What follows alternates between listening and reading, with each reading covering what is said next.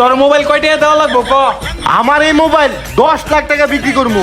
এ যে না আমার মোবাইল আবার 10 লাখ টাকা কয়, ওই 50,000 টাকা দিবি?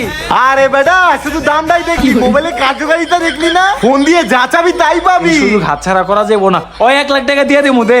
আচ্ছা 1 লাখ টাকা দিবি, দে দিয়ে দিমু মোবাইল। এই ল বেটা 1 লাখ টাকা। ধর মোবাইল। মামা জাদুর মোবাইল, এই শহরে এখন আমরা বড় লোক হয়ে যাব।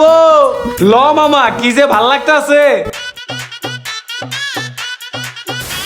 ওই মামা, তাহলে তো তুই জাদু মোবাইল পাই গেছিস, এখন তুই একটা কিছু চা। তুই ঠিকই কইছস, কিছু একটা চাওয়া দরকার। এই গরমে যদি একটু এসির বাতাস খাইতে পারতাম তাহলে খুবই ভালো লাগতো। যে গরম পড়ছে। এই জাদুর মোবাইল, আমাকে একটা চেয়ার গাড়ি দাও, আমি গাড়িতে বসে এসির হাওয়া খাইতে চাই। কি রে, মোবাইল তো কাজ করতেছে না, আর গাড়ি কই? গাড়ি তো দেখতেছি না।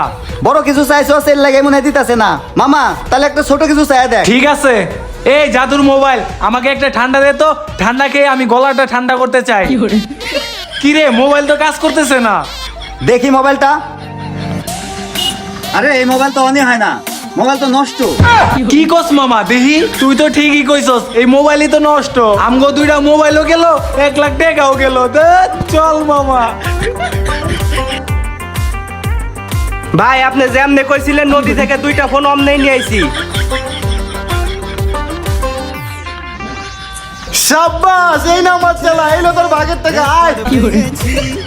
ভাই, দুনিয়াতে এত মানুষ, কারোর মাথায় নাই বুদ্ধি, আপনার মাথায় এত বুদ্ধি, নিশ্চিত আপনি খান সিদ্ধি। আপনি যেভাবে জাদুর মোবাইলে অভিনয় করলেন ভাই, ওরা তো ধরতেই পারে নাই যে আপনি জাদুর মোবাইলে অভিনয় করলেন।